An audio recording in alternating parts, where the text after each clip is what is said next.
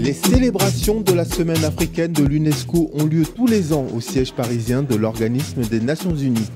Malgré l'impact quotidien du travail des délégations africaines en matière de développement sur le continent, peu de personnes sont au fait de cet événement. Bon, la Semaine africaine, c'est initialement un événement pour fêter le 25 mai, qui est la journée de l'Afrique. L'idée, c'est avoir une semaine où tous les pays africains, en particulier les délégations africaines auprès de l'UNESCO, pour montrer les différents aspects de leur pays. C'est vrai que cette année, l'exposition a plutôt focalisé sur les tableaux, sur les peintures, sur les photos africaines. C'est pour ça que c'est un peu plus... disons qu'il y a un peu plus d'espace dans l'exposition. Mais l'idée, c'était pour que les gens puissent vraiment profiter de l'exposition, vraiment prendre le temps devant les œuvres africaines. Ce qu'on se disait, c'est que dans les autres, peut-être dans les autres sessions de la semaine africaine, quand il y a eu beaucoup de choses, c'était difficile de valoriser en fait l'art. Placée sous le regard bienveillant de son Altesse royale, la princesse Lala Hasna du Maroc, l'édition 2016 a pour thème central la femme africaine face aux défis climatiques. C'est à travers une exposition de vente d'objets d'art, de peinture contemporaine, que de nombreux artistes ont pu partager leur savoir-faire en la matière. Votre art, exactement, en quoi il consiste? Qu'est-ce que c'est? Je pars sur le principe du recyclage, de la récupération, et je mélange les matières avec du papier. Je travaille beaucoup le papier, beaucoup les tissus africains. Voilà, je mélange un peu tout. Exposer ici, c'est déjà on se retrouve entre Africains. L'événement, c'est la Semaine de l'Afrique. Déjà, il y a une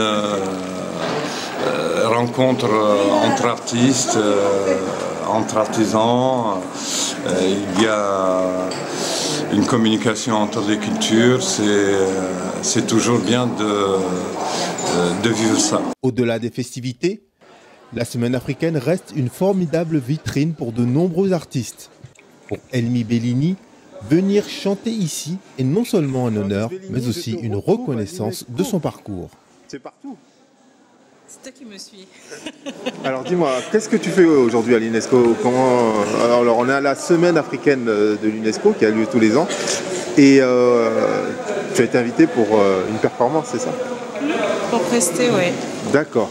Donc comment s'est passé ça? Comment tu arrives toujours à te faufiler dans des beaux endroits comme ça? Ah, je me faufile pas, hein.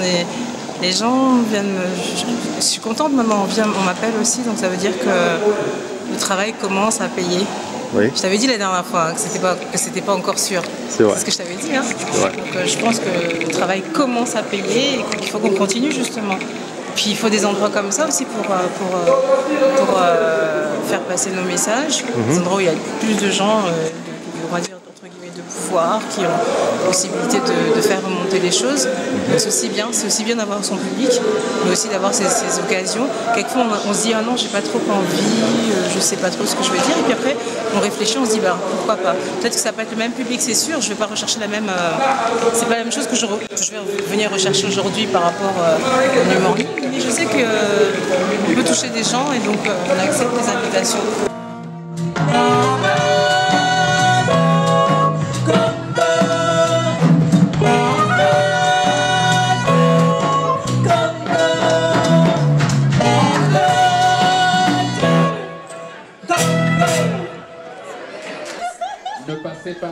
La Semaine africaine, c'est également de rencontres insolites comme celle de Kelly, une jeune entrepreneuse d'origine camerounaise.